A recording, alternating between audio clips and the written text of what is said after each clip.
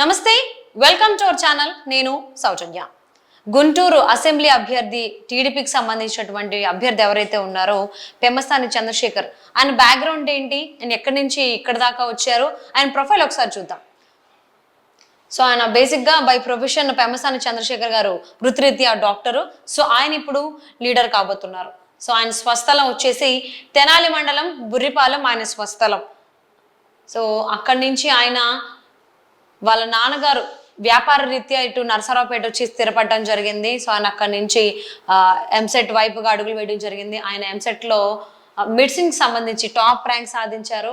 So top rank రావడంతో ఆయన Osmania university నుంచి ఎంబీబీఎస్ పూర్తి చేశారు.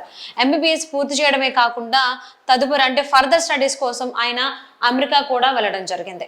సో అమెరికాలో కూడా ఆయన మెడిసిన్లో మాస్టర్స్ చేశారు. సో మాస్టర్స్ చేయడమే కాకుండా యూ వరల్డ్ అనేటువంటి ఆన్లైన్ ఎడ్యుకేషన్ సిస్టమ్ ఆయన ఒకటి ఏర్పాటు చేసి ఎవరికైతే నీడ్ ఉందో, నీడీ పీపుల్ ఎవరైతే ఉన్నారో వాళ్ళందరికీ కూడా ఈయన అవి సేవలు అందించడం జరిగింది. సో అంతేకాకుండా యుఎస్లో డాక్టర్గా, లెక్చరర్గా కూడా ఆయన చాలా ఫేమస్. అండ్ అంతేకాకుండా ప్రవాస భారతీయులకు ఉచిత వైద్యం కూడా ఆయన అందించారు. అంతేకాకుండా అమెరికాలో ఉంటూనే ఇక్కడ ఆయన సొంత ఊరు అయినటువంటి తెనాలి మండలం బుర్రిపాలెంలో ఆయన చాలా సేవా కార్యక్రమాలు చేశారు. ఈవెన్ నరసరావుపేటకు సంబంధించి కూడా ఆయన చాలా సేవా కార్యక్రమాలు చేయడం జరిగింది. సో అమెరికాలో ఉంటూనే ఇవన్నీ చేయడం జరిగింది. ఈ సర్వీస్ అనేది సోషల్ సర్వీస్ ఆయన అమెరికాలో కూడా కంటిన్యూ చేశారు. అండ్ అంతేకాకుండా పెమ్మసాని ఫౌండేషన్ ద్వారా ఆయన చాలా సేవా కార్యక్రమాలు చేయడం జరిగింది. అండ్ పల్నాడులో తాగునీటి సమస్య పరిష్కారానికి బోర్లు అలాగే ఆర్ఓ ప్లాంట్లు కూడా ఏర్పాటు చేయడం జరిగింది. అంటే ఆయన చేసినటువంటి సోషల్ సర్వీస్లో ఇది ఒకటి అనమాట. ఎక్కడైతే పల్నాడులో తాగునీటి సమస్య ఉందో, ఎవరైతే ప్రజలు తాగునీటి కోసం ఇబ్బంది పడుతూ ఉన్నారో అక్కడ వాళ్ళ కోసం బోర్లు తీయడం అలాగే తాగునీటి కోసం ఆర్ఓ ప్లాంట్లను కూడా ఈయన సొంత డబ్బుతోనే చేశారు అనేది మనం చెప్పుకోవచ్చు. అంతేకాకుండా పేద విద్యార్థులకు ఆర్థిక సాయం, ఎవరైతే పేద విద్యార్థులు ఉన్నారో చదువుకోవడానికి ఇబ్బంది పడుతున్నారో వారందరికీ కూడా పెమ్మసాని గారు చాలా హెల్ప్ చేశారనమాట. అండ్ అంతేకాకుండా 2010 నుంచి తెలుగుదేశం పార్టీలో చాలా యాక్టివ్గా ఆయన ఉండడం జరిగింది. అండ్ పెమ్మసాని చంద్రశేఖర్ గారు ఆయన సేవలు ఏవైతే ఉన్నాయో ఆ సేవలకు సంబంధించి ప్రజల్లో చాలా గుర్తింపు పొందారు. అండ్ టీడీపీ అభ్యర్థిగా గుంటూరు ఎంపీ బరిలో ఇప్పుడు ప్రజెంట్ పెమ్మసాని చంద్రశేఖర్ గారు ఉన్నారు. యాక్చువల్లీ పెమ్మసాని చంద్రశేఖర్ గారు 2014లోనే పోటీ చేయడానికి సుముఖత చూపించడం జరిగింది. బట్ అప్పుడున్నటువంటి పరిస్థితుల రీత్యా ఆయన కొంచెం వైదొలగడం జరిగింది.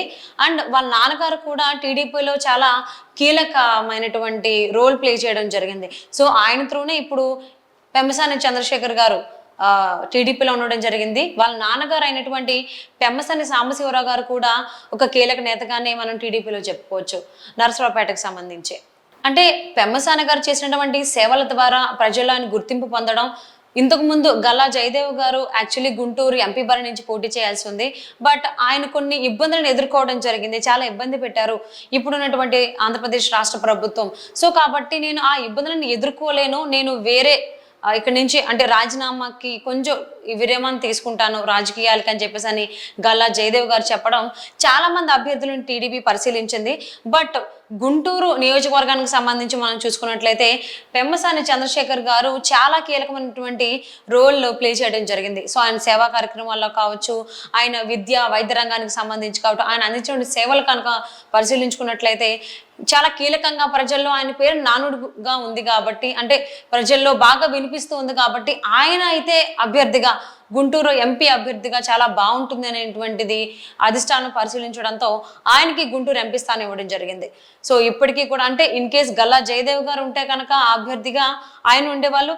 ఆయన్ని రీప్లేస్ చేసేటువంటి పర్సన్ ఎవరు ఉన్నారంటే అధిష్టానం పెమ్మసాని చంద్రశేఖర్ గారే అని చెప్పేసి అని భావించి ఆయనకి ఈసారి రాబోయేటువంటి ఎన్నికల్లో గుంటూరు ఎంపీ అభ్యర్థి స్థానాన్ని ఇవ్వడం జరిగింది.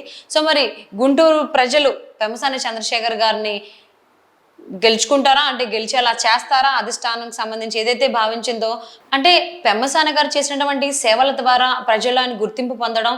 ఇంతకుముందు గల్లా జయదేవ్ గారు యాక్చువల్లీ గుంటూరు ఎంపీ బరి నుంచి పోటీ చేయాల్సి ఉంది. బట్ ఆయన కొన్ని ఇబ్బందులను ఎదుర్కోవడం జరిగింది, చాలా ఇబ్బంది పెట్టారు ఇప్పుడున్నటువంటి ఆంధ్రప్రదేశ్ రాష్ట్ర ప్రభుత్వం. సో కాబట్టి నేను ఆ ఇబ్బందులను ఎదుర్కోలేను, నేను వేరే ఇక్కడ నుంచి అంటే రాజీనామాకి కొంచెం విరామం తీసుకుంటాను రాజకీయాలకి అని చెప్పేసి అని గల్లా జయదేవ్ గారు చెప్పడం చాలా మంది అభ్యర్థులను టీడీపీ పరిశీలించింది. బట్ గుంటూరు నియోజకవర్గానికి సంబంధించి మనం చూసుకున్నట్లయితే పెమ్మసాని చంద్రశేఖర్ గారు చాలా కీలకమైనటువంటి రోల్ ప్లే చేయడం జరిగింది. సో ఆయన సేవా కార్యక్రమాల్లో కావచ్చు, ఆయన విద్య వైద్య రంగానికి సంబంధించి కావచ్చు, ఆయన అందించిన సేవలు కనుక పరిశీలించుకున్నట్లయితే చాలా కీలకంగా ప్రజల్లో ఆయన పేరు నానుడుగా ఉంది కాబట్టి, అంటే ప్రజల్లో బాగా వినిపిస్తూ ఉంది కాబట్టి ఆయన అయితే అభ్యర్థిగా గుంటూరు ఎంపీ అభ్యర్థిగా చాలా బాగుంటుంది అనేటువంటిది అధిష్టానం పరిశీలించడంతో ఆయనకి గుంటూరు ఎంపీ స్థానం ఇవ్వడం జరిగింది. సో ఇప్పటికీ కూడా అంటే ఇన్ కేస్ గల్లా జయదేవ్ గారు ఉంటే కనుక అభ్యర్థిగా ఆయన ఉండేవాళ్ళు. ఆయన్ని రీప్లేస్ చేసేటువంటి పర్సన్ ఎవరు ఉన్నారంటే అధిష్టానం పెమ్మసాని చంద్రశేఖర్ గారే అని చెప్పేసి అని భావించి ఆయనకి ఈసారి రాబోయేటువంటి ఎన్నికల్లో గుంటూరు ఎంపీ అభ్యర్థి స్థానాన్ని ఇవ్వడం జరిగింది.